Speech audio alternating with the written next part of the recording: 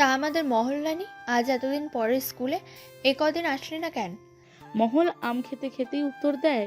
এমনি রে, শরীর খারাপ ছিল। মহলের কথার মাঝেই পারুল সামনে ধাক্কাতে থাকে আয়েশ আর মহলকে। ক্লাসে সেই নতুন শিক্ষককে প্রবেশ করতে দেখে তিনজনই মুখ চাওয়াচুই করে। পারুল উঠে দাঁড়িয়ে হাত পা ঝাড়তে ঝাড়তে বলল, ঘন্টা পড়ে গেছে, চল।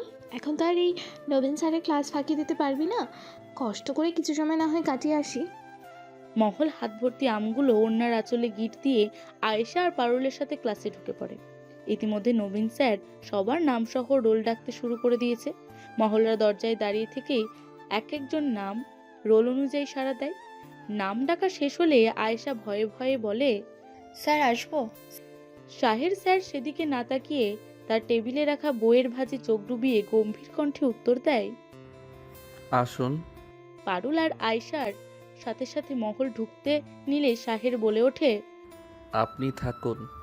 আপনি কি এই ক্লাস করার যোগ্য?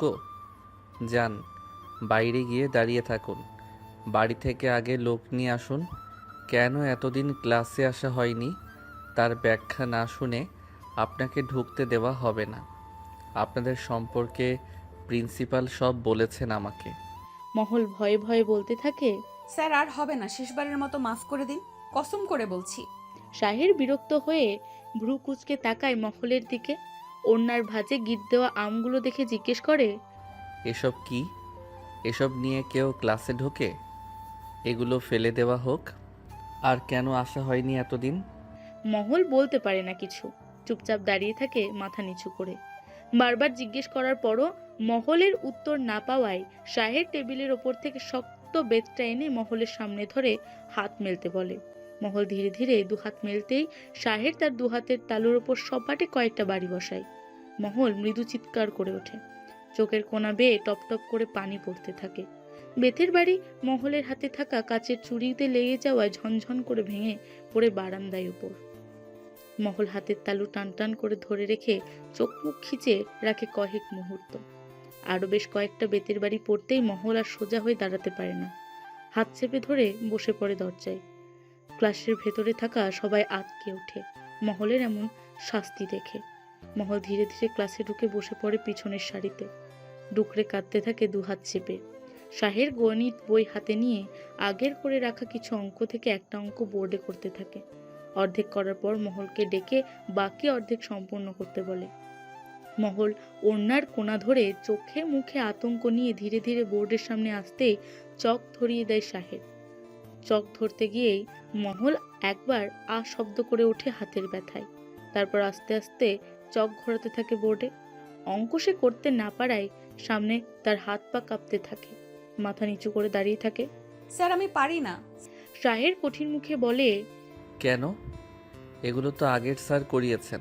তাহলে পড়াশোনা এত অপছন্দ হলে স্কুলে আর না আসলেই ভালো। বাবা মাকে বলবেন বিয়ে দিয়ে দিতে। কাল আপনার বাবাকে আসতে বলবেন। মহল মাথা নিচু করে বলে, স্যার আমার বাবা নেই, তাহলে আপনার মাকে আসতে বলবেন। মাও নেই স্যার, বাবা মা মারা গেছেন, আমি মামা মামির কাছে থাকি, তাদের আসতে বললে তারা আসবে না। শাহেরা কিছু না বলে বইয়ের পৃষ্ঠা উল্টাতে উল্টাতে আস্তে করে বলে, ঠিক আছে, যান। আর যেন কোনো ভুল না পাই। জি স্যার। শাহের স্যারের ক্লাস চলাকালীন এক লোক এসে বাইরের দরজায় দাঁড়িয়ে জিজ্ঞেস করে, আপনি কি খান শাহের ইফতেখার? শাহের জবাব দেয়, জি। কি দরকার বলুন। আপনার জন্য বাইরে একজন দাঁড়িয়ে অপেক্ষা করছেন। শাহের বাইরে বের হয়ে দাঁড়িয়ে থাকা ভদ্রলোককে দেখেই থমকে যায়। পেছন থেকে ডাক পড়ে, শাহের, দাঁড়াও, কথা আছে। আমার কোনো কথা নেই, চলে যান। কেন এসেছেন? শেষ পর্যন্ত স্কুলের এই সামান্য চাকরি করতে এসেছো? শুনেছি এই গ্রামে একটা ভাঙাচোরা বাড়িতে ভাড়াও থাকছো আবার। হুম, ঠিকই শুনেছেন। তুমি কি আমাদের মান সম্মান ডুবিয়ে দিতে চাইছো? জমিদার বংশের রক্ত বইছে তোমার শরীরে। জমিদার শাহজাহান খানের একমাত্র পুত্র তুমি। তোমাকে নিয়ে আমি গর্ব করতাম, আর আজ তুমি আমার সম্মান নিয়ে ছিনিমিনি খেলছো। শাহজাহান চোখ মুখ লাল করে আবারও কঠিন মুখে বলে ওঠে, তোমার আম্মা তোমার আশায় বসে আছেন। আমার সাথে ফিরে চলো শাহের, জেদ করো না। এভাবে রাগ দেখিয়ে কতদিন বাইরে থাকবে? যতদিন আপনাদের রং তামাশা শেষ না হয় ততদিন। বলেই শাহের গটগট পায়ে চলে যায় নিজের ক্লাসে। শাহজাহান লাল চোখে তাকিয়ে থাকে শাহেরের চলে যাওয়ার দিকে। স্কুল ছুটির শেষে মহল আর পারুল একসাথে বাড়ি ফিরছে। হাতের ব্যথায় মহল এখনো নিঃশব্দে কেঁদে কেঁদে চোখের পানি মুছছে। বই খাতা ঠিকমতো ধরে রাখতেও পারছে না।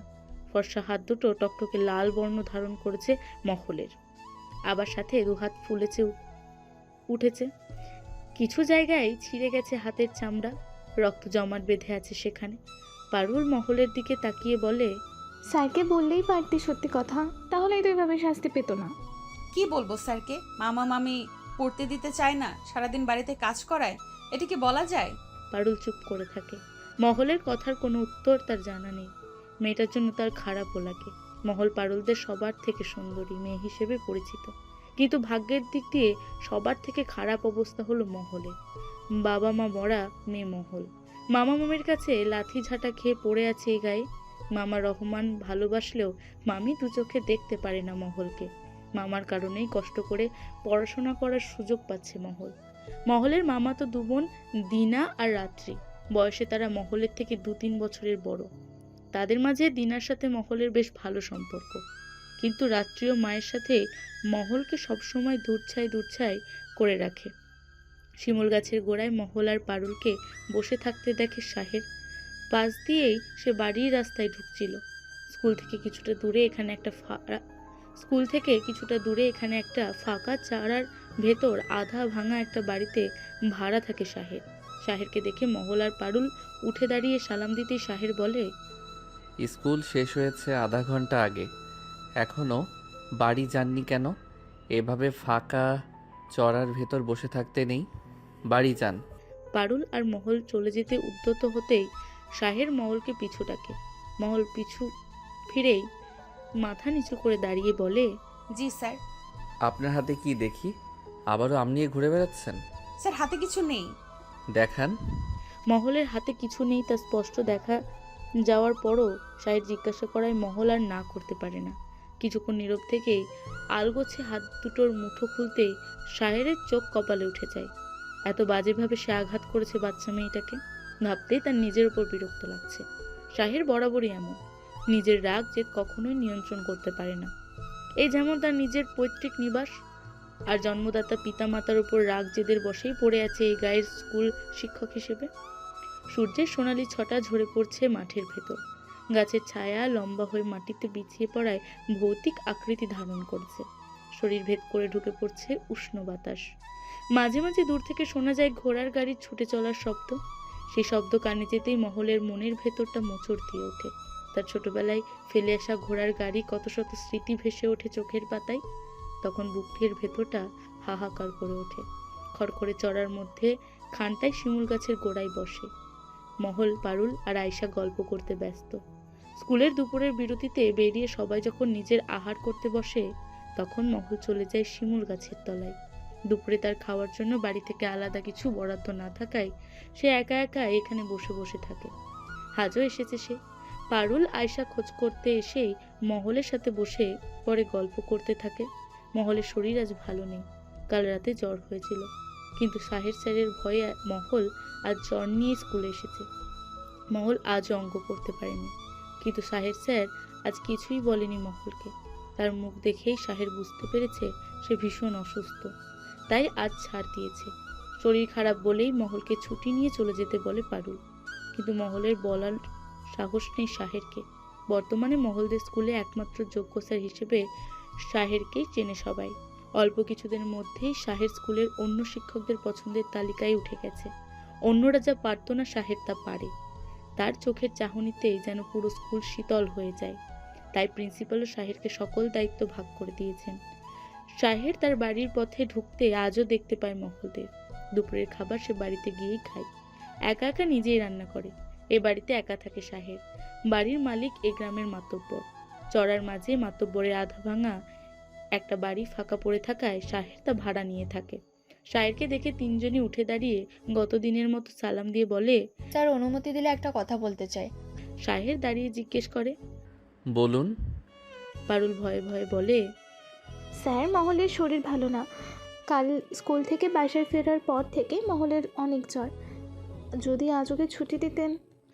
মহল ভয়ে পারুলের সাথে ছিটকে থাকে। শাহেরের দিকে আর চোখে তাকাতে তার সাথে সাথে চোখ পড়ে যায় মহলের। শাহের আগে থেকেই আগুন চোখে তাকিয়েছিল মহলের দিকে। শাহেরের কোনো জবাব না পেয়ে পারুল আর মহল ভাবে হয়তো ছুটি দেওয়া হবে না, তাই সালাম দিয়ে ওরা চলে যেতেই পথ ধরলে শাহের বলে ওঠে, ছুটি যার দরকার সে কি বলতে পারে না? তার কি মুখ নেই, নাকি ক্লাসের ছেলেদের সাথে হাসাহাসি করে মুখ ব্যথা করে ফেলেছে? মহল মাথা নিচু করে নিচু স্বরে বলতে থাকে।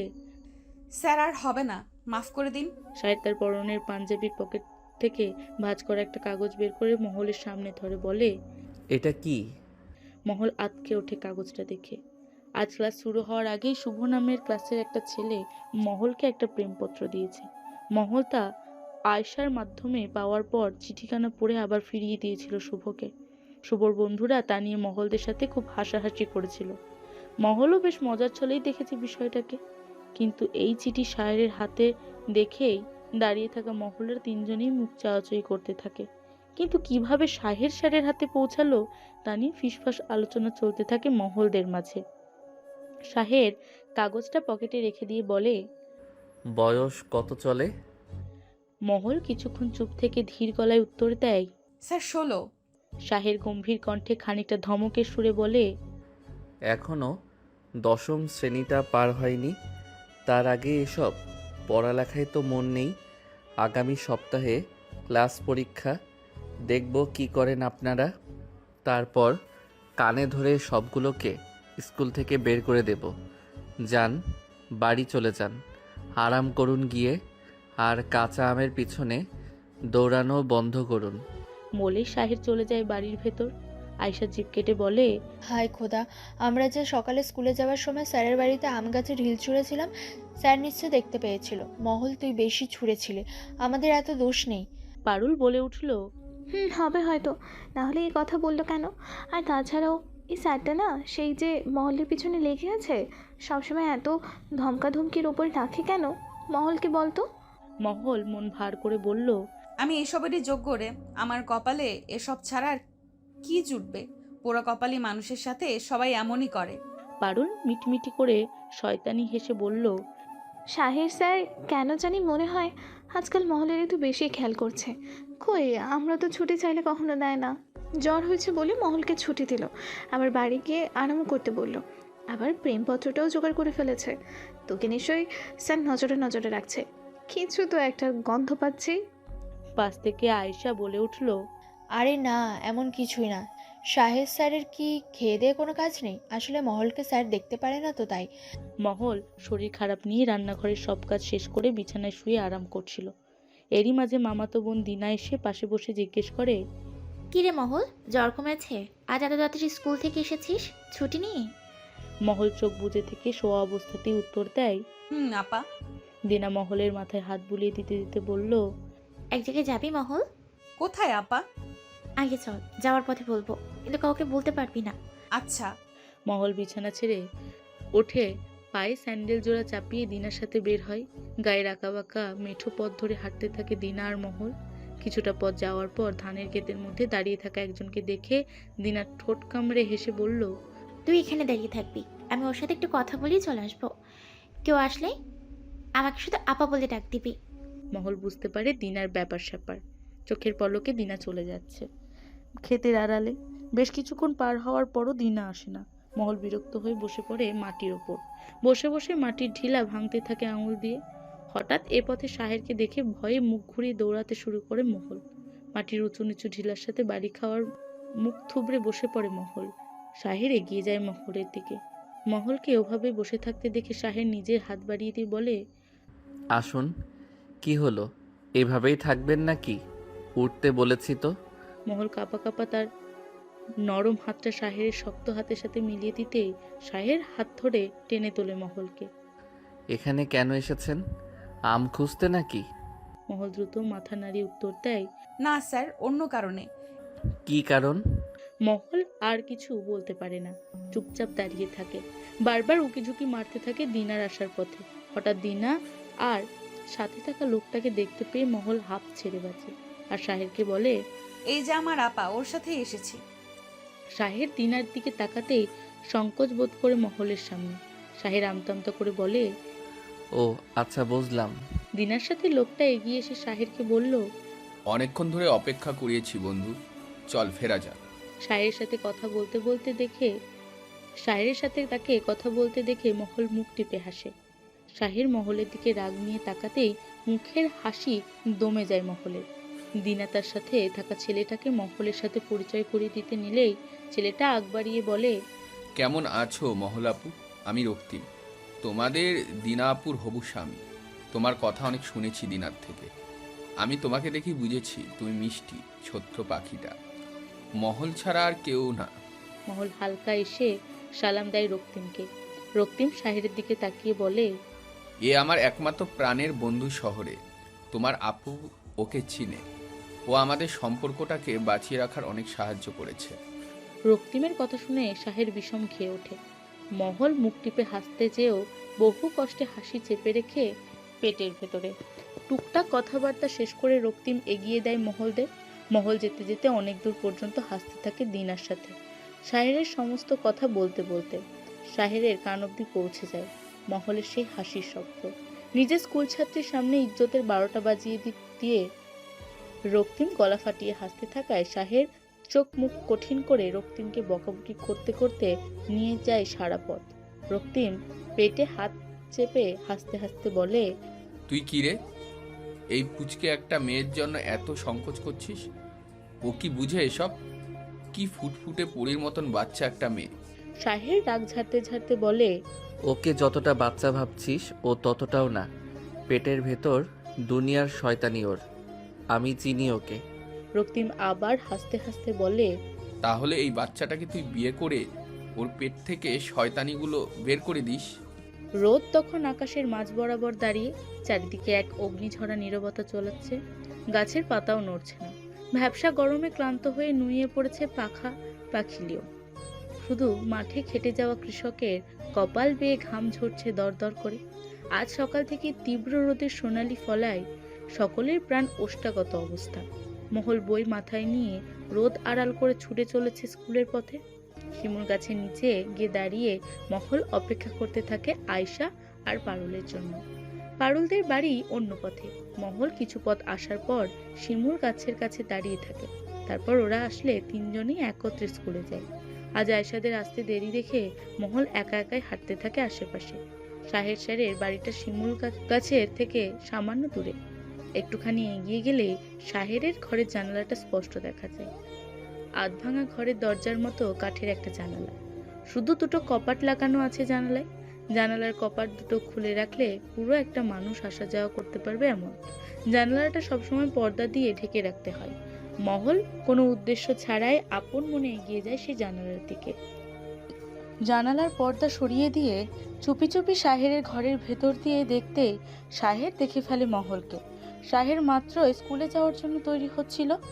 গায়ে তার জামা নেই, এক হাতে জামাটা ধরে আছে মাত্রই পরবে বলে। ঠিক তখনই মহল উকি মেরে দেখে বসে। শাহেরকে দেখেই মহল দৌড়ে চলে যেতে নিলে শাহের জানালার ভেতর দিয়ে খপ করে মহলের এক হাত ধরে ফেলে।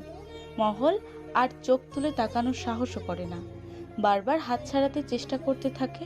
মহল অনুরোধের সুরে বলে, স্যার মাফ করে দিন, ভুল হয়ে গেছে, ছেড়ে দিন, আর আসবো না কখনো, সত্যি বলছি স্যার। শাহের হাত ছাড়ে না। মহলের ফর্সা নরম হাতটা আরো খানিকটা চেপে ধরে নিজের শক্ত পুরুষালী হাত দিয়ে মহল আবারও বলে ওঠে, স্যার ভুল হয়ে গেছে, মাফ করে দিন। শাহের হাত চেপে রেখেই বলে, আমি এত বারবার মাফ করতে পারি না। ভুল করলে ভুলের শাস্তি আমি দিয়ে তবেই ছাড়ি। গোপনে তুমি আমার জানালায় উকি দিয়ে অনেক বড় ভুল করে ফেলেছ, তাই শাস্তিটাও বড় হবে। সত্যি বলছি স্যার, জীবনেও আর এমন ভুল হবে না, কসম করে বলছি, দয়া করুন। শাহের হাতটা ছেড়ে দেয় মহলের। অল্প কিছু সময়েই মহলের হাতটাই শাহেরের হাতের আঙুলের ছাপ স্পষ্ট বসে যায়। লাল হয়ে রক্ত জমে যায় হাতে। শাহের গায়ে জামা জড়াতে জড়াতে বলে, আজ ক্লাস পরীক্ষা মাথায় আছে তো? ফেল করলে কান ধরে বের করে দেব ক্লাস থেকে। তাড়াতাড়ি স্কুলে যান। আর শুনুন, এইসব ফিনফিনে পাতলা ওড়না জড়িয়ে আর বের হবেন না, দেখতে বাজে লাগে। ভালো কিছু পরবেন, পারলে শাড়ি পরবেন, এখন বড় হয়ে গেছেন। মহল খেয়াল করে একটু আগেই শাহের তার সাথে তুমি করে কথা বলছিল, মাত্রই আবার আপনি করে বলছে। মহল চলে আসতেই পারুল আর আয়শা এসে পড়ে। তারপর একসাথে তিনজন হাঁটা ধরে স্কুলের দিকে। জমিদার বেগম রোকসানা রসাই ঘরে দাসীদের কড়া কড়া ভাষায় গালিগালাজ করছে। আজকাল কোনো খাবার তারা ঠিকভাবে তৈরি করতে পারছে না, খাওয়াই রুচি হয় না রোকসানার। যাই খায় বিষাদ লাগে তার মুখে। দাসীদের মাঝে থেকে একজন ফিসফিস করে বলে, মুখে রুচি আসবো কেমনে? অন্তরে নাই শান্তি, খাবার কি আর মুখে ধরে? রোকসানা যেন শুনতে পেয়েও না শোনার মতো থাকে। থমথমে মুখ করে বেরিয়ে যায় রসাই ঘর থেকে। দোতলা ঝুলঘরের সামনে দেখা হয়ে যায় রুমিলার সাথে। রুমিলা পান চিবোতে চিবোতে ঠোঁট জিভ লাল করে ফেলেছে। পরনে লাল পেরে সাদা রেশমির শাড়ি, কপালে লাল টিপ, হাতে মোটা মোটা দুটো বালা পরে নেড়ে চেড়ে দেখছে রুমিলা। রোকসানার সাথে দেখা হওয়ায় রুমিলা পানের পিক দূরে ফেলে বলে, কি গো বড় রানী, আজকাল মন মেজাজ দেখছি বিগড়ে আছে আপনার। আজ আবার কি নিয়ে দাসীদের ওপর এত চওড়া হলেন এত? রোকসানা বিরক্ত হয়ে মুখ ফিরিয়ে নেয় রুমিলার থেকে। অন্যদিকে মুখ ঘুরিয়ে বলে, সব কিছুর কৈফত কি তোমার মতো নর্তকীকে দিতে হবে? বালাজোড়া নতুন দেখছি, আজ আবার কোন জমিদার উপহার দিল? রুমিলা ঠোঁট প্রসারিত করে হাসতে হাসতে বললেন, ভয় পাবে না, বড়বাবু দেয়নি, ছোটজন দিয়েছে, শাহজামান বাবু। রোকসানা ঘৃণা ভরা চোখে মুখ ঘুরিয়ে চলে যায় রুমিলার সামনে থেকে। নিজের কক্ষে গিয়ে বিছানায় শুয়ে চোখের পানি ফেলতে থাকে। শাহজামান এর ছোট বউ রোকসানার কক্ষে প্রবেশ করে। রোকসানাকে কাঁদতে দেখে বলে, ভাবিজান, আপনার মন কি খুব খারাপ? মেহমান শালায় কারা যেন এসেছে, শায়ের খোঁজ করছে। রোকসানা উঠে চোখ মুখ স্বাভাবিক করে মেহমান শালায় এগোতে থাকে। দুটো ছেলে আর একটা সুন্দরী মেয়েকে দেখে জিজ্ঞেস করে, আপনারা কারা?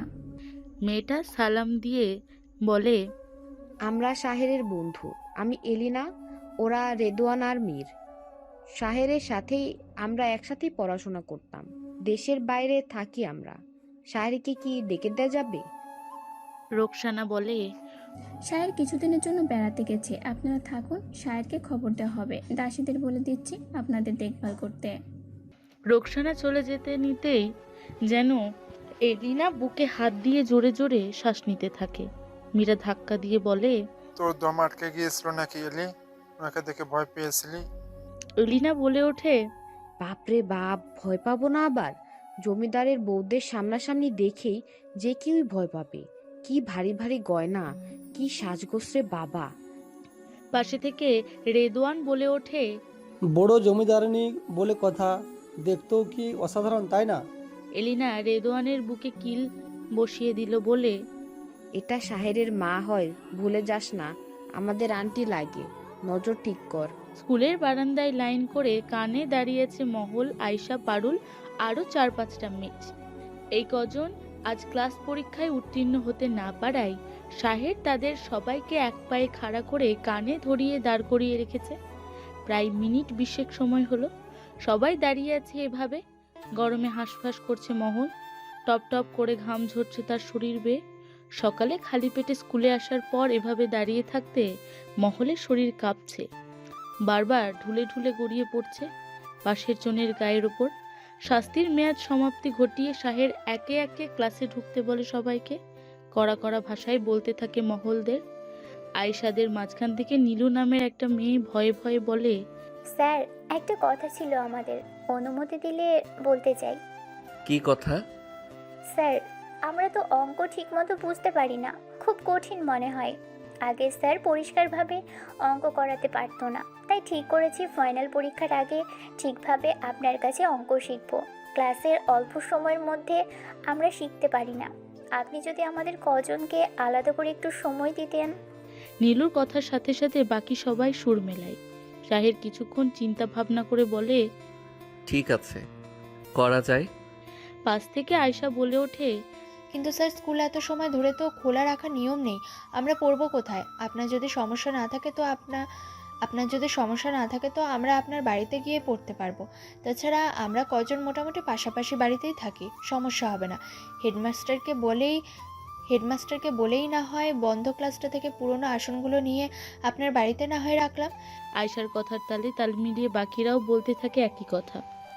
শাহের আঙুলের সাহায্যে কপাল চুলকিয়ে বলে, ভালো বুদ্ধি। আপনাদের যে এত উন্নতি হয়েছে পড়াশোনা নিয়ে তা দেখে ভালো লাগছে। ঠিক আছে, স্কুল শেষ করে বিকালে আসবেন আপনারা। চাইলে কাল থেকেই আসতে পারেন, আমার কোনো সমস্যা নেই। শাহের স্যারের ভাঙাচোরা বাড়িতেই জড়ো হয়েছে 7-8টা ছেলে মেয়ে। দুটো ঘরের একটা ঘর খালি পড়ে থাকে তার সেই ঘরেই পড়ানোর ব্যবস্থা করা হয়েছে। অন্যটা শাহেরের শোবার ঘর। বারান্দা পেরিয়ে ঝুরঝুরে টিনের চালের একটা রান্নাঘর রয়েছে, যেখানে শাহের নিজেই যা পারে তাই রান্না বান্না করে কোনো রকমে দিন পার করে সে। জমিদার পুত্রের এমন দশা দেখে জমিদার শাহজাহানের মেজাজ বিগড়ে যায়। বারবার খবর পাঠানোর পরও শাহের ফিরে যায় না। বিদেশ থেকে শাহের কিছু বন্ধু বান্ধব আসার খবর পেয়েও শাহের যেতে নারাজ। উল্টে সে এলিনাদের গ্রামে তার থাকার ঠিকানা দিয়ে দিয়েছে তাদের আসার জন্য। এলিনারা আগে থেকেই টুকটাক জানতো শাহেরের সম্পর্কে সবকিছুই। এখন যখন শাহের বলেছে যে সে গ্রামের একটা বাড়িতে ভাড়া থাকছে, তা শোনার পর এলিনারা খুব একটা অবাক হয়নি। শাহের বরাবরই এমন একরোখা ছেলে, একবার যদি জেদ ধরে রাখে তা ভাঙানো অনেক কষ্টসাধ্যের ব্যাপার। জমিদার বেগম রোকসানা এলিনাদের অনুরোধের সুরে বলে দিয়েছেন যে কোনোভাবেই হোক তারা যেন শাহেরকে ভবনে ফিরিয়ে আনে। এলিনারা বলেছে চেষ্টা করবে যথাসম্ভব। বিকেলে স্কুল ছুটির শেষে বাড়ি ফিরে গোসল করে খাওয়া শেষ করে এখন মহল পড়তে এসেছে সবার সাথে। আগে আসতে চায়নি, বাড়িতে অনেক কাজ পড়ে আছে বলে মহলের মামি আসতে দিতে চায়নি, কিন্তু মামা আর দিনার কারণে আসতে পেরেছে। তার উপর আয়শারও বারবার করে বলে দিয়েছে যেন মহল আসে, আরও না আসলে বাকিরাও আসবে না। আয়শা, পারুল আর মহল বসেছে একদম পেছনের সারিতে। মহল মূলত শাহেরকে অতিরিক্ত ভয় পাওয়ার কারণেই মহল সবসময় পেছনের দিকে শাহেরের নজর আড়ালেই বসে, কিন্তু শাহের পেছন থেকে এনে তিনজনকে আবার সামনে বসায়। শাহের দরজা দিয়ে ঢুকতেই আজও মহলকে পেছনে বসে দেখে দরজা থেকেই বলে, 3 ফাঁকিবাজেরা পিছন থেকে উঠে সামনে এসে বসা হোক। আয়শা আর পারুল উঠে আসলেও মহল পেছনেই থেকে যায়। শাহের দূর থেকে গরম চোখে তাকিয়ে থাকে খানিকক্ষণ। মহল চোখ ফিরিয়ে নেয়, নড়ে চড়ে না, পেছনেই বসে থাকে ভয়ে ভয়ে। শাহের বাইরে থেকে মাঝারি দেখে বাঁশের একটা লাঠি এনে মহলের দিকে এগোতেই মহল চোখ বন্ধ করে ছুটে এসে সামনে বসে পড়ে। শাহের খুঁজে খুঁজে কিছু গুরুত্বপূর্ণ অঙ্ক বের করে, সবাইকে করতে বলে, যা আগে একবার সে করিয়েছে স্কুলে। মহল অঙ্ক না পারায় চুপচাপ বসে বসে কলম কামড়াতে শুরু করে। বেশ কিছুক্ষণ পার হয়ে যাওয়ার পরও ওভাবেই চুপচাপ বসে থাকে মহল। শাহের আর চোখে খেয়াল করে যাচ্ছে তখন থেকেই। ভীষণ বিরক্ত হয়ে যায় সে। মহলকে আচমকা ধমক দেওয়াতেই মহল ধরপড় করে ওঠে। মহল খাতার মাঝে দৃষ্টি রেখে মিনমিন করে বলতে থাকে, স্যার আমি পারছি না, আসলে আমি কিছুই বুঝি না অঙ্কের, আমি হয়তো ফেল করব স্যার। শাহের চোখ বন্ধ করে রাগ নিয়ন্ত্রণের চেষ্টা করছে। তারপর কাছে গিয়ে আবারও ধৈর্য নিয়ে কয়েকবার বোঝাতে থাকে মহলকে। মহল শুধু মাথা নেড়ে হুম হুম বলতে থাকে। আসলে সে কিছুই বুঝতে পারে না। শাহের আবারও ভিন্ন একটা অঙ্ক করতে বলল। মহল আবারও চুপচাপ বসে থাকে। এবার শাহের সত্যি সত্যি বিরক্ত হয়ে যায়। নিজের মাথার দুই পাশে আঙুল দিয়ে চেপে ধরে বলে, আপনাকে নিয়ে কি করা যায় বলুন তো? আপনার পড়াশোনা তো বাকি বিষয়গুলোতে খুব ভালো জানি, আমার বেলাতে এসেই এমন পিছলে যান কেন তাহলে? একটু চেষ্টা তো করতে পারেন, দেখে তো মনে হয় না তা করছেন। বাসায় কি পড়তে বসা হয়? পাশ থেকে আয়শা ফিসফিস করে বলে ওঠে, সারাদিন ওকে দিয়ে কাজ করায় ওর মামি, এখানে যে পড়তে আসতে পেরেছে তাই বেশি। সাথে পারুলও বলে ওঠে, স্যার আপনার কাছে ওকে রেখে দিন, তাহলে আর আপনার এত খাটুনি করতে হয় না। আয়শা আর পারুলের মাঝে নিজেদের ফিসফিসানি কথা শাহের সামনে থেকে ঠিকই শুনে নেয়। শাহেরও মিনমিনে কণ্ঠে বলে, রেখে দিতে চাইলেও তো আর রেখে দিতে পারি না। শাহেরের পড়ানোর মধ্যেই জানালায় উকি দেয় রক্তিম। রক্তিম শাহেরকে ফিসফিস করে ডেকে বলে, শাহের, আরে শুনছিস? শাহের ভ্রু কুচকে তাকিয়ে বলে, বেরলের মতো করিস না তো, যা বলার বলে চলে যা, পড়াচ্ছি, দেখছিস না? একটা জরুরি কথা ছিল, এভাবে বলে তোকে বুঝাতে পারবো না, তোর কাছে যেতে হবে। আসবো? শাহের বারান্দায় আসতে বলে রক্তিমকে। রক্তিম শাহের হাত মুঠো করে ধরে অনুরোধ করে বলে, তুই আমার প্রাণের বন্ধু, তুই ছাড়া গতি নেই, তোকে একটা কাজ করে দিতে হবে, দিবি বল?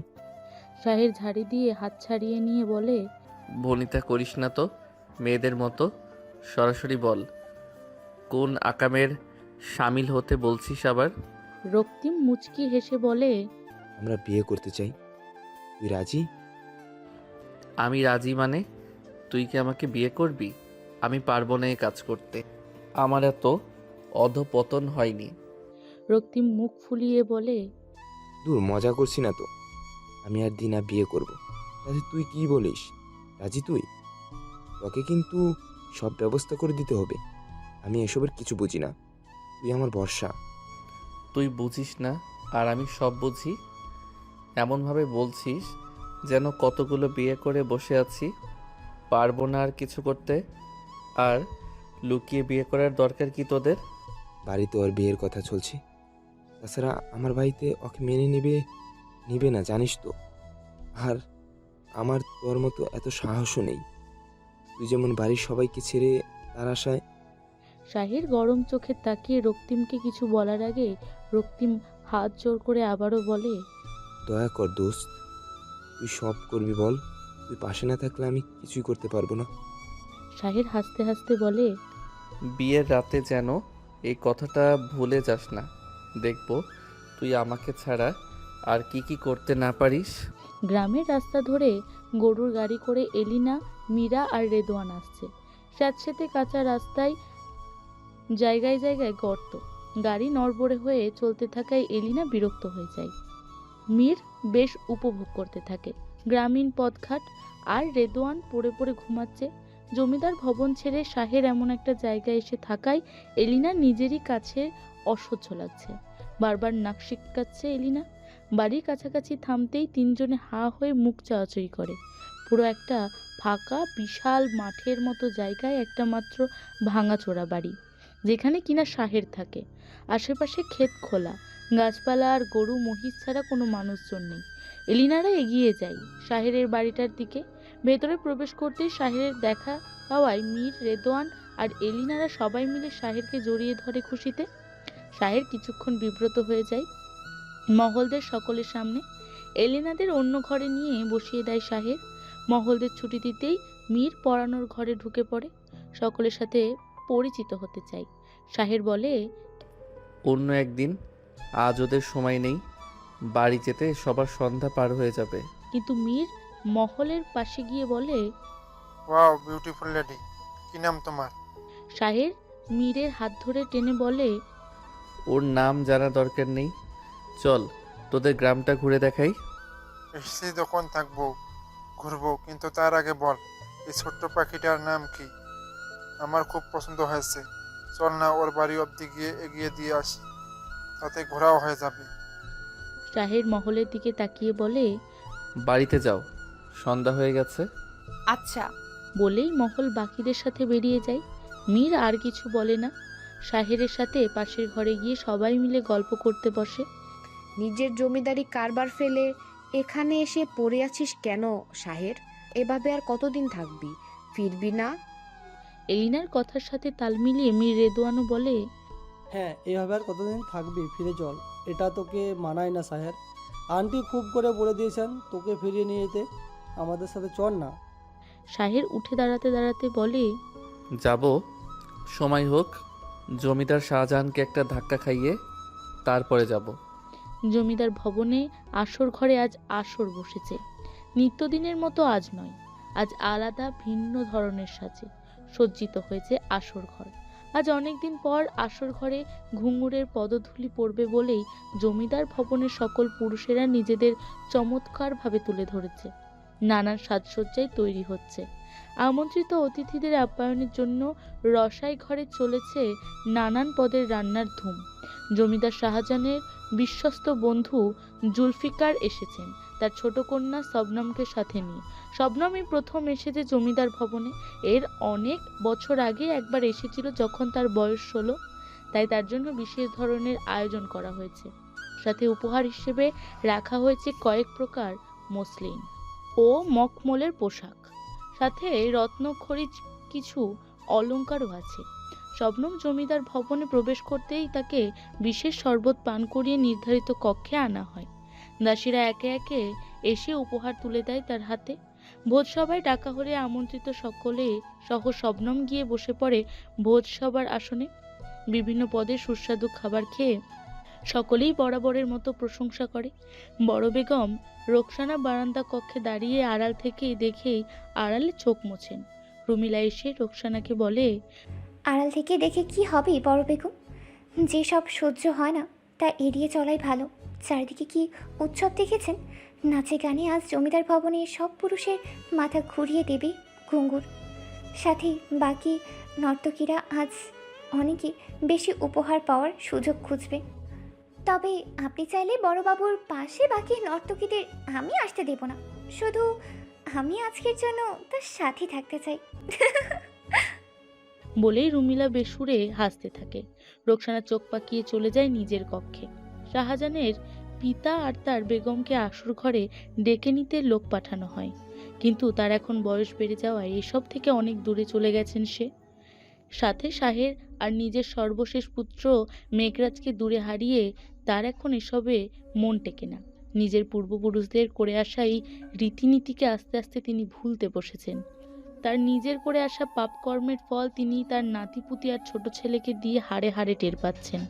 সবাই ছন্নছাড়া হয়ে জমিদার ভবন থেকে নিজেদের ত্যাগ করে ভবঘুরে হয়ে থাকেন। বড় দুই সন্তানদের সংসার নামে মাত্র।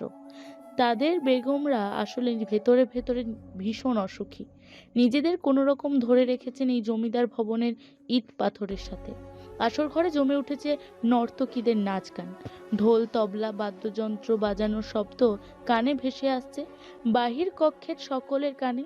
শাহজাহানের ছোট ভাই শাহজামান এর স্ত্রী জোবাইদা আসর ঘরে বাইরে পর্দার আড়ালে দাঁড়িয়ে আছে। সামনে দিয়ে তার দুই কন্যা মেহের আর রেণুকা যাওয়ার সময় নিজেদের মাকে আসর ঘরের সামনে দেখে জিজ্ঞেস করে, এসব রং তামাশা দেখতে এসেছো মা? ঘরে চলো, আজ বাবার আশা ভুলে যাও। দেখছো না আজ সবার প্রিয় ঘুঙুর এসেছে। রেণুকা বলে ওঠে, শাহের ভাইজান চলে গিয়ে ঠিকই করেছে। পুরনো ঐতিহ্য রীতিনীতি এখনো মানার কি আছে? এখন যুগ বদলে গেছে, কিন্তু এদের নারীদেহ ব্যবসা আর শেষ হলো না। সকালে গ্রামের পথে ঘুরতে বেরিয়েছে শাহেরের বন্ধুরা। রাতে তারা শাহেরের বাল্য বন্ধু রক্তিমের বাড়িতে ঘুরতে গিয়ে সেখানেই থেকে গিয়েছিল। আজ আবার এসেছে শাহেরের স্কুলে। মূলত মীরের জোড়াজুড়িতে আসতে বাধ্য হয়েছে সবাই। এলিনার ইচ্ছে ছিল সে নদীতে ঘুরবে, কিন্তু মীর টেনে স্কুলে এনেছে মহলকে দেখতে। শাহেরের ক্লাস চলাকালীন সময়ে মীর দরজায় গিয়ে দাঁড়িয়ে বলে, শাহের ক্লাস কখন শেষ হবে? রাতে কি বলেছিলাম মনে আছে তো? শাহের বিরক্ত হয়ে অঙ্ক কষা বন্ধ করে এগিয়ে এসে বলে, মনে আছে, এখন যা, ক্লাস চলছে। মীর হাসতে হাসতে বেরিয়ে আসে দরজা দিয়ে। শাহের হাতে থাকা চকটা জানালা দিয়ে ছুঁড়ে ফেলে। গম্ভীর হয়ে ক্লাসের সবাইকে বলে, বাকি অংশ আপনারা শেষ করুন। শাহেরের মেজাজ খারাপ হচ্ছে মীরের ওপর। মীর সেই যে কাল থেকে মহল মহল করে মাথা খাচ্ছে শাহেরের। রাতে আবার বারবার করে বলেছে যেন মহলকে বলে মীর তাকে পছন্দ করে, মীরের সাথে যেন একবার মহল দেখা করে। শাহেরের ক্লাস শেষ হতে বাইরে আসতেই মীর চাপটে ধরে তাকে। তোর মাথায় গোবর ছাড়া আর কি কি আছে বলতো? ও আমার ছাত্রী, তার উপর ওর বয়স দেখেছিস, তোর হাঁটুর সমান। ওকে গিয়ে আমি এসব বললে আমার চাকরি থাকবে? মীর ঠোঁট কামড়ে বলে, বুঝেছি, যা করার আমারই করতে হবে। স্কুল ছুটি শেষে মহলরা তিন বান্ধবী শিমুলতলা থেকে আলাদা হয়ে যার যার বাড়ির পথে যেতেই মীর এগিয়ে যায় মহলের দিকে। সে আগে থেকেই দাঁড়িয়েছিল মহলের জন্য। মহলের সামনের পথ আগলে দাঁড়ায় মীর। আমি মীর, তোমার স্যারের বন্ধু। ওই যে কাল দেখা হলো, তোমার সাথে একটু কথা বলতে পারি? মহল এদিক ওদিক তাকিয়ে ভয়ে ভয়ে উত্তর দেয়, কি বলবেন? তোমার নামটা শাহেরের থেকে শুনেছি, অনেক সুন্দর, নূর মহল। তোমার নামের চেয়ে তুমি আরো 1000 গুণ সুন্দরী, অপ্সরা। আমি বাড়ি যাব, দেরি হয়ে যাচ্ছে, সরুন। মীরকে পাশ কাটিয়ে চলে যেতেই মহল পা পিছলে পড়ে যেতে নাই। সাথে সাথেই মীর হাত টেনে ধরে মহলের। পেছন থেকে শাহেরের নজরে পড়ে সেই দৃশ্য। শাহের দ্রুত এগিয়ে এসে ধমকিয়ে মহলকে বলে, এখনো বাড়ি যাননি কেন? বলেছি না এই ফাঁকা জায়গায় কখনো দাঁড়িয়ে না থাকতে, ভুলে গেছেন? তাড়াতাড়ি যান। আর শুনুন, এরপর থেকে দেখে পা ফেলবেন, যাকে তাকে টেনে ওঠানোর মতো কাজ করবেন না। হাঁটতে না জানলে ঘরে বসে থাকবেন। বলেই কটকট করে চলে যায় শাহের। মীর পেছন পেছন দৌড়ে গিয়ে বলে, এটা কি হলো? মেয়েটার সাথে এমন কোনো করলি? তাছাড়া আমি তো তাকে সাহায্য করেছি, তাতে সমস্যা কি? তোরা চলে যাচ্ছিস কবে? শাহেরের এমন রাগ মিশ্রিত কণ্ঠস্বর শুনে মীর তবদা খেয়ে যায়। হঠাৎ তাদের চলে যাওয়া নিয়ে শাহের ব্যস্ত হয়ে পড়বে, মীর আশা করেনি। মহল পড়তে আসার সময় দিনার ঘরে ঝগড়ার আওয়াজ শুনতে পায়। মহল এগিয়ে যেতেই মামি তাকে চামচ দিয়ে ঢিল ছুঁড়ে বলে, আমাদের মা মেয়ের অশান্তি দেখে বেশ মজা হচ্ছে কুলাঙ্গার মেয়ে। যান, বিদ্যার পাহাড় বইতে যান, নয়তো আবার আপনার গুণধর মামা এসে আমাকেই মশলা দেবে। দিনা রাগ দেখিয়ে তার মাকে বলে, সবসময় বাচ্চা মেয়েটির সাথে এমন না করলে হয় না তোমার? মহল, তুই পড়তে যা। বাস থেকে রাত্রি তেরে এসে বলে, এই যে আমার রূপের রানী, আপনার গুণের তো আর শেষ নেই। পুরো গ্রামের ছেলেপেলের মাথা খেয়ে বসে আছেন। দিনের মধ্যে এত লোকে যে তাদের জন্য আপনার সাথে সম্বন্ধ আনে, বেশ ভালো কথা। এবার আপনার মামাকে বলবেন যেন আপনাকে তাড়াতাড়ি বিয়ে দেয়। তাকে তো আবার আপনাকে বিয়ে দেওয়ার কথা বলাই যায় না। কি দরদ, নিজের মেয়ে হয়েও আমরা তা পাই না। দিনা রাত্রির দিকে গরম হয়ে বলে, ওদের বিয়ে নিয়ে তোর তো সমস্যা কি রে? নাকি ওর মতো রূপ তোর নেই বলি তোর কেউ সম্বন্ধ আনে না, তাই তাড়াতে চাস ওকে? আমি দেখতে খারাপ, তবুও তোদের মতো রূপ না থাকা ভালো। যেটা ব্যবহার করে তোরা সবার সাথে ঘুরে বেড়াস, মাত্রই তো মার খাচ্ছিলি এজন্য। রাত্রির কথা শুনে দিনা মাথা নিচু করে রাখে। মহলও চলে যায় পড়তে। আজ আকাশের অবস্থা ভালো না, চারিদিকে ঘুটঘুটে অন্ধকারে ছেয়ে গেছে। বজ্রপাতের শব্দে গড়গড় করে উঠছে খানিক পরপর। এমন অবস্থার জন্য মহলদের স্কুলে আজ তাড়াতাড়ি ছুটি দিয়েছে। মহলের দৌড়ে দৌড়ে বাড়ির পথে চলেছে সবাই। শিমুলতলায় আসতে না আসতেই আকাশ ফাটিয়ে শব্দ করে বৃষ্টি শুরু হয়ে যায়। মহল, আয়শা আর পারুল মিলে শিমুলতলায় দাঁড়িয়ে থাকে। হঠাৎ মহল সবাইকে বলে ভেজার জন্য। আয়শা ভিজতে চায় না, কিন্তু মহলের সাথে পারুলও বলে ওঠে, চল সবাই ভিজে, মজা হবে। তারপর সবাই বইগুলোকে একসাথে করে রেখে গাছের গোড়ায় পাতা দিয়ে ঢেকে রাখে, যাতে বৃষ্টিতে ভিজে না যায়। মহলরা দৌড়ে গাছতলা থেকে বেরিয়ে এসে তিনজন মিলে হাত ধরাধরি করে ভিজতে থাকে। হঠাৎ মহলদের ক্লাসের সেই শুভ ছেলেটা যে মহলকে চিঠি দিয়েছিল, তার সাথে মহলদের দেখা হয়ে যায়। শুভ আর তার বন্ধুরা ভিজতে ভিজতে মহলদের দিকে এগিয়ে আসছিল। মহলদের কাছাকাছি এসে শুভ বলে, চলো মহল, একসাথে ভিজি। পাশ থেকে পারুল বলে, না, তোদের সাথে ভিজবো কেন রে? কেউ দেখলে কি ভাববে? তোরা চলে যা শুভ। শুভ মহলের দিকে এগিয়ে এসে বলে, মহল, একটা কথা ছিল তোর সাথে।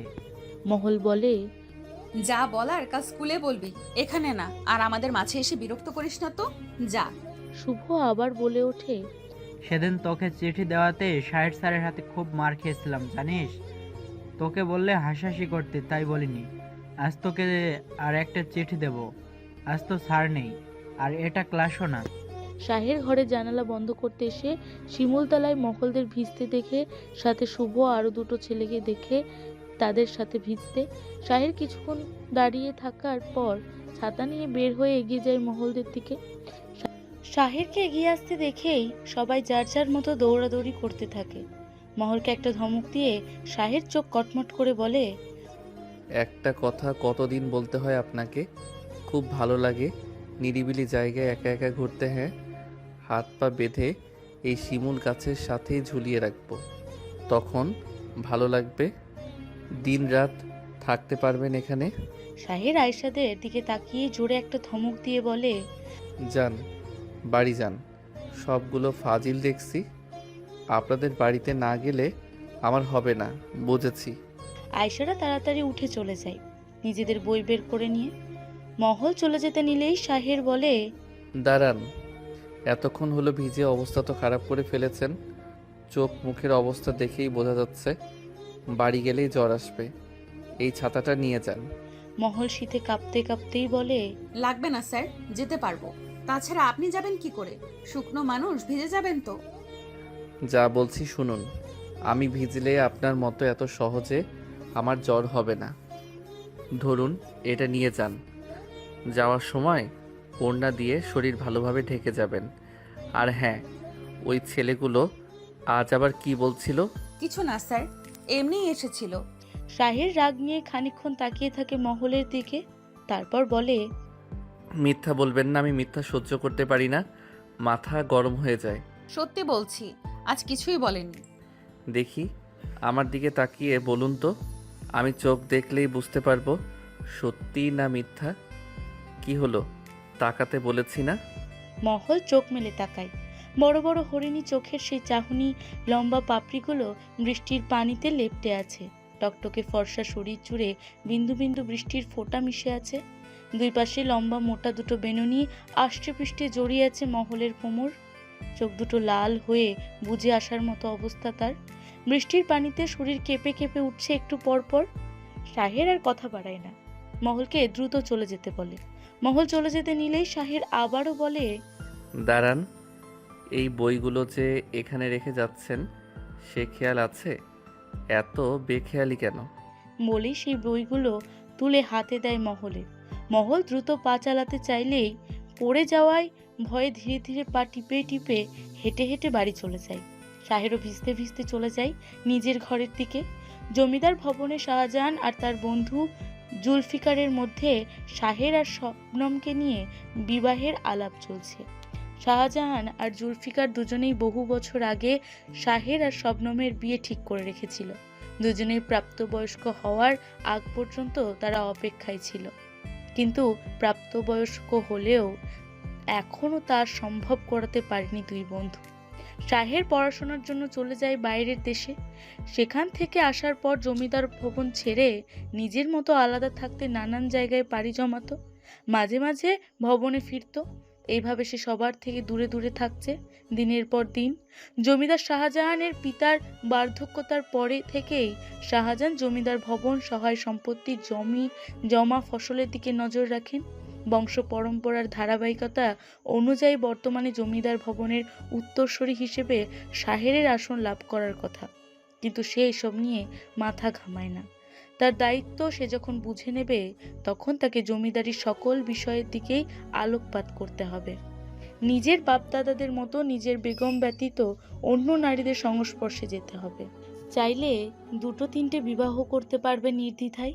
নর্তকীদের সাথে রাত্রি যাপন করে তাদের অসহায়ত্ব আর অভাব দূর করাটাও একটা দায়িত্বের মধ্যে পড়ে। আসর ঘরের নারীদের দেহ ব্যবসা রমরমা করতে শাহজাহান আর শাহজামান এর মতো অতিথির আমন্ত্রণের দায়িত্বটাও বেশ জটিল। বাকি তো অনেক পরে আছি, যেগুলো থেকে শাহের বরাবরই নিজেকে দূরে রেখে এসেছে। শবনমকে নিয়ে দাসী আর শাহেরের বোনেরা মেহের আর রানুকা সবাই মিলে ঘিরে রেখেছে। সকলেই আনন্দে উচ্ছ্বাসিত হয়ে শবনমকে পুরো জমিদার ভবন ঘুরে ঘুরে দেখাচ্ছে। শবনম মনে মনে বেশ খুশি। শাহেরকে সে আগে থেকেই পছন্দ করে, 2-3 বার দেখা হয়েছিল তাদের। শাহেরের মতো সুদর্শন আর সুপুরুষকে শবনম মনে মনে বেশ অনেক আগে থেকেই স্বামী রূপে চেয়েছিল।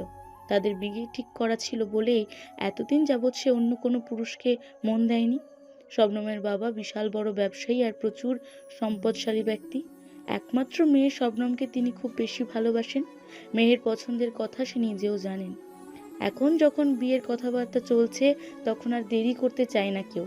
যত তাড়াতাড়ি সম্ভব শাহেরকে ফিরিয়ে আনতে চায় সবাই। শবনমও শাহেরকে এক নজর দেখার জন্য ছটপট করছে। অনেকদিন দেখা হয়নি তাকে। এখন নিশ্চয় শাহের দেখতে আরো বেশি আকর্ষণীয় হয়েছে। শবনমও তাই। শাহের তাকে দেখে নিশ্চয় চোখ ফেরাতে পারবে না এখন। মনে মনে সব কথা ভাবতে থাকে শবনম। মহলকে আজ ভীষণভাবে বকাঝকা করছে মহলের মামি। আজকাল মহল কোনো কাজ ঠিকভাবে গুছিয়ে করতে পারছে না, সব কাছেই কিছু না কিছু ভুল করে বসছে। তখন চুলায় তরকারি নাড়াচাড়া দিতে গিয়ে অর্ধেকখানি মাটিতে ফেলে দিয়ে এসেছে। মাটির একটা গ্লাস ধুতে গিয়ে সেটাও ভেঙে ফেলেছে। মহলকে মুখ পুরি, কুলাঙ্গার, হ্যান ত্যান আরও নানান কথা বলে মামি বকেই চলেছেন সেই তখন থেকে। মহল চুপচাপ ঘরে বসে শুনছে আর চোখের পানি ফেলছে। দিনা এসে মহলের পাশে বসে তাকে সান্ত্বনামূলক বুঝের কথা বলে যাচ্ছে, মাথায় হাত বোলাচ্ছে। একমাত্র এই মানুষটাই মহলকে সবসময় আগলে রাখে বুকের মাঝে। দিনা বলতে থাকে, মহল, তোকে একটা কথা বলবো, গোপন কথা। মহল চোখ মুছে আগ্রহী হয়ে জানতে চায়, কি কথা দিনা আপা? কি হয়েছে? রক্তিম ভাইয়ের ব্যাপারে কোনো কথা? হ্যাঁ রে, কাল আমরা বিয়ে করবো পালিয়ে, সব ব্যবস্থা করা আছে। করেছে তোর স্যার, রক্তিমের বন্ধু সাহেরের ভাই। কাল মাঝরাতে বিয়ে হবে আমাদের শাহের ভাইয়ের বাড়িতে, তুই কিন্তু সাথে থাকবি। মহল অবাক হয়ে চোখ গোল গোল করে তাকিয়ে থাকে খানিকক্ষণ, মাথা চুলকিয়ে ভয়ে ভয়ে বলে, কি বলো আপা? মামা মামি জানলে মেরে ফেলবে দুজনকেই। আমার খুব ভয় করছে, এটা করো না আপা।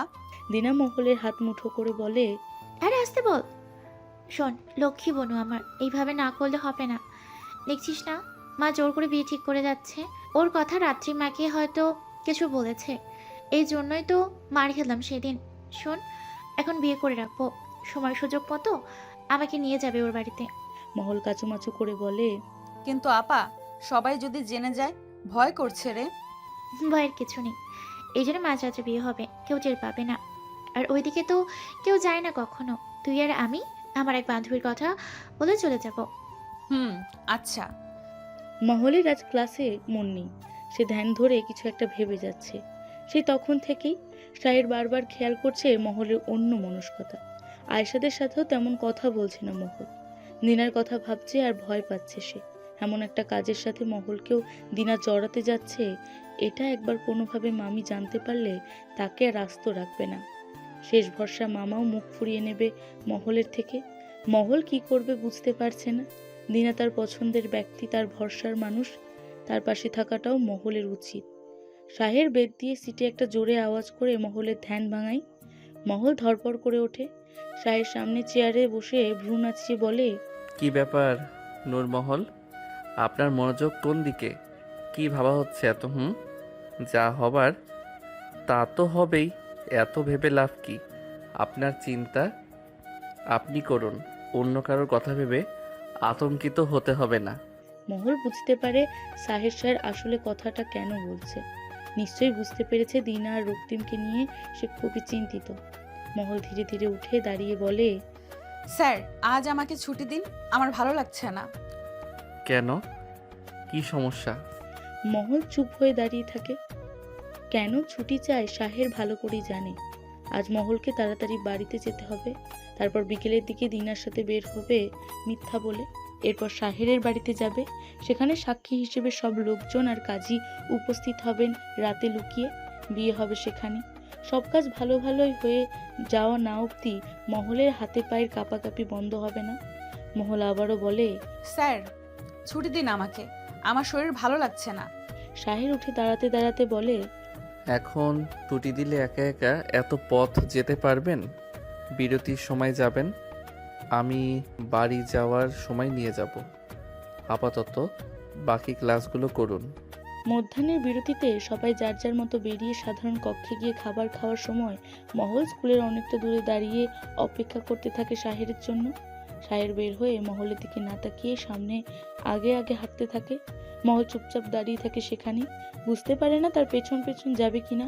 শাহের পেছন ফিরে তাকিয়ে মহলকে সেখানেই দাঁড়িয়ে থাকতে দেখে বলে, কি হলো, হাঁটতে পারছেন না নাকি কোলে করে নিয়ে যেতে হবে? মহল লজ্জা পেয়ে মাথা নিচু করে হাঁটতে থাকে। মহল শাহেরকে বলে, স্যার আমার খুব ভয় করছে। ভয় করলে আমার সাথে আসার প্রয়োজন নেই, একা একা যান। না মানে দিনা আপা, আমার রক্তিম মহলের কথা শেষ করতে না দিয়ে শাহের ঘুরে মহলের দিকে চোখ রাঙিয়ে তাকিয়ে থাকে। পাশ দিয়ে হেঁটে চলে যায় একটা লোক। মহল ভয়ে চুপ হয়ে দাঁড়িয়ে থাকে। আপনাকে এসব আনতে আগেই বারণ করেছিলাম রক্তিমকে, আপনার বোন তা শুনলেন না।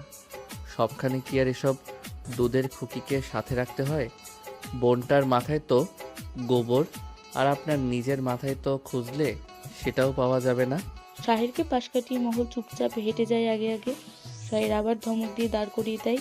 মহলের সামনে গিয়ে বলে, আপনার পিছন পিছন আমি হাঁটবো তাই মনে হয় আপনার? শাহের ইফতেখারকে চিনে থাকলে এমন কাজ করার সামান্য সাহসও জুটত না। পিছনে যান। দূরত্ব বজায় রেখে হাঁটবেন। মহল তাই করে। শিমুলতলা অবধি মহলকে পৌঁছে দিয়ে শাহের নিজের বাড়ি ভেতরে ঢুকে পড়ে। বাকি পথ মহল দৌড়ে দৌড়ে যেতে থাকে। নতুন একটা জামদানি শাড়ি পরেছে দিনা, সাথে মহলকেও পরিয়ে দিয়েছে। মহল পরতে চায়নি, কিন্তু দিনা তাকে জোর করে বেনুনি দুটো খুলে দিয়ে সুন্দর করে হাত খোপা করে দিয়েছে, সাথে কাঁচা হলদে রঙের একটা সুতির শাড়ি পরিয়ে দিয়েছে। নিজে সাজগোজ করার পাশাপাশি মহলকেও হালকা মতো সাজিয়েছে। দিনার হাবভাব দেখে মহল খানিকক্ষণ পর বলছে, আপা, তোমার ভয় করছে না? কত স্বাভাবিক তুমি। আমার হাত পা তো কাঁপছে, দেখো। দিনা মহলের মুখ চেপে ধরে বলে, চুপ কর, শুনে ফেলবে। ভয় তো করছেই, তো ভালোও লাগছে। যাকে ভালোবাসি তার সাথে আজ বিয়ে হতে চলেছে। তুই এসব বুঝবি না, বড় হ। মহল আর দিনা আলগোছে ঘর থেকে বেরিয়ে যায়। হঠাৎ রাত্রি পেছন থেকে হাত টেনে ধরে মহলের। কি অবেলায় সেজে গুজে কোথাও যাওয়া হচ্ছে দুজনে? মাকে ডাকবো? দিনা এসে রাগ দেখিয়ে হাত ছাড়িয়ে নেয় মহলের। তারপর রাত্রিকে বলে, যা, মা ডাক। মাকে বলেই যাচ্ছি, আজ আমার বান্ধবীর বিয়ে, সেটা মা জানে। আজ ওখান থেকে কাল সকালে আসবো আমরা। এমনিতে অনেক দেরি হয়ে গেছে, সর এখন, আমাদের যেতে দিন। মহল আর দিনা বাড়ি থেকে বেরিয়ে কোনো রকমে ধান ক্ষেতের আড়ালে গিয়ে লুকিয়ে বসে থাকে। মহল ভয়ে কাঁপছে, সাথে দিনাও। সন্ধ্যা পার হতেই অন্ধকার নেমে এলেই দুজন মিলে ছট করে ঢুকে পড়ে শাহেরের বাড়ির ভেতর। ঢুকেই দেখে ইতিমধ্যে সব ব্যবস্থা করে রাখা হয়েছে। রক্তিম দিনাকে দেখে দৌড়ে এসে জড়িয়ে ধরে। পাশে থাকা শাহের আর মহল দুজন দুজনের চোখাচোখি হতেই শাহের অন্যমনস্ক হয়ে সরে গিয়ে বারান্দার কোনায় দাঁড়িয়ে, শোন, সব ব্যবস্থা করা আছে, ঘরে চলো। আপাতত সবাই সেখানে চুপচাপ বসে থাকি, একটু পরে কাজে আসবে, তারপর বিয়ে। তুমি কি কিছু খাবে? দিনা বলে, না, ভয় করছে, কিছু খেতে পারবো না। মহল, তুই খাবি? তুই সকাল থেকে কিছু খাসনি। শাহের এগিয়ে এসে বলে, বাহ, আগে জানতাম যার বিয়ে তাকে সারাদিন না খেয়ে থাকতে হয়, এখন দেখছি নিয়ম বদলে গেছে। যাই হোক, কিছু খেতে চাইলে আগেই বলুন, পরে আবার বোনের বিয়ে দেখে কেঁদে কেটে অস্থির হবেন। আর বিয়েটা আপনার বোনের হচ্ছে, আপনার এত সাজগোজ করতে হবে কেন? রক্তিম শাহের পিঠে চাপড় কেটে বলে, ছাড় না, সবসময় এমন করিস কেন? তোর সমস্যা কি তাতে? কত সুন্দর লাগছে ওকে, ভালো করে দেখ একবার। প্রশংসা করতে না পারলি তাই বলে এভাবে বলতে হয়? পাশের থেকে দিনা বলে ওঠে, আমি সাজিয়ে দিয়েছি ওকে। কেন, ওকে কি দেখতে ভালো লাগছে না? রক্তিম হাসতে হাসতে মজার ছলে বলে, আরে মহলের সৌন্দর্যের মাত্রা বেড়ে যাওয়ায় শায়েরের চোখে সমস্যা হচ্ছে, তুমি এসব বুঝবে না দিনা। বিয়ের কাজকর্ম শুরু হয়ে গেছে। খুব দ্রুতই কাজী বিয়ের কাজ শেষ করে মিলাদ শুরু করেন। শাহের সবকিছু মিটিয়ে কাজী আর লোকজনকে বিদায় করে দেয়। মহল ঘরের এক কোণে গুটি সুটি মেরে বসে আছে, ফ্যাস ফ্যাস করে কাঁদছে। দিনার চোখেও পানি। শাহের আর রক্তিম দুজন দাঁড়িয়ে তাদের কাহিনী দেখে মুখ চাওয়াচাওয়ি করতে থাকে। রক্তিম শাহেরের দিকে এগিয়ে এসে বলে, কি রে এরা, আজকে কি কান্নাকাটি করার দিন বলতো? শাহের কিছু বলে না, চুপচাপ দাঁড়িয়ে দেখতে থাকে। মহলের ফ্যাচফ্যাচানি কান্না। রক্তিম আবারও বলে ওঠে, মহলকে নিয়ে বেরিয়ে যা তো সাহেব, আমি আমার বউকে একটু সান্ত্বনা দিই। এই যে মহল আপু, তোমাকে সাথে থাকার জন্য অসংখ্য ধন্যবাদ, কিন্তু দয়া করে আজকের দিনটা মাটি করো না আমাদের। মহল মুখ ভার করে আলগোছে উঠে বারান্দায় চলে যায়। শাহেরও পেছন পেছন বেরিয়ে আসে। মাঝরাতে হালকা গুড়ি গুড়ি বৃষ্টি শুরু হয়েছে। শাহেরের নিজের ঘর আজ রক্তিমদের দখলে, আর একটা পড়ানোর ঘর যেখানে সিট চেয়ার টেবিল পাতা, শোবার কোনো ব্যবস্থা নেই। মহল পড়েছে ভারী বিপদে। দিনা বলেছিল সবাই মিলে সারা রাত গল্প করে কাটিয়ে দেবে। শাহেরেও রক্তিমকে এমনটাই শর্ত দিয়েছিল, কিন্তু রক্তিম কথা দিয়ে কথা রাখেনি। মহলের মতো শাহের নিজেও এখন উসখুস করছে। মহল বারান্দার খুঁটি ধরে দাঁড়িয়ে আছে, ভীষণ ভয় আর সংকোচ নিয়ে আর চোখে শাহেরকে দেখছে। শাহের বারান্দার অপর পাশে দাঁড়িয়েছিল। মহলের দিকে এগিয়ে এসে খানিকটা দূরত্ব বজায় রেখে বলে, আপনি চাইলে ওই ঘরটায় গিয়ে বসতে পারেন, আমি বারান্দায় আছি। মহল দ্রুত মাথা নেড়ে না বলে, আমি এখানেই থাকবো, আপনি যান। শাহের আবার বলে, ঠান্ডা পড়ছে, আপনার তো আবার একটুতেই অসুস্থ হয়ে যাওয়ার অভ্যাস। যান, ঘরে গিয়ে বসুন, ভয় পাবার কিছু নেই, আমি যাব না ওই ঘরে। মহল আস্তে করে উঠে পাশের ঘরটায় গিয়ে সিটের ওপর পা তুলে বসে থাকে। শাহের বারান্দার এক কোণে গিয়ে বৃষ্টি দেখে। এতক্ষণ ধরে দাঁড়িয়ে থাকতে তার ভীষণ কষ্ট হচ্ছে, কিন্তু মহল ও ঘরটায় থাকায় সে কষ্ট করে বারান্দাতেই দাঁড়িয়ে থাকে। একটু পর বারান্দা থেকে পাটি নিয়ে মাটিতে পিছিয়ে শুয়ে পড়ে সেখানেই। বৃষ্টি বাড়ছে, মেঘের গর্জন হচ্ছে তুমুল শব্দ করে। শাহের আধা ভাঙা ঘরটা হালকা নড়ে চড়ে উঠছে। ঘরে থাকা মহলের চোখ ঘুমে আচ্ছন্ন, কিন্তু তুমুল গর্জন আর ঘর নড়তে সে ভয় পেয়ে এসে দরজায় দাঁড়িয়ে থাকে শাহেরের কাছাকাছি। শাহের বুঝতে পারে মহল ভয় পাচ্ছে, সাথে ঘুমে চোখ খুলে তাকাতেও পারছে না সে। শাহের শোয়া থেকে উঠে বলে,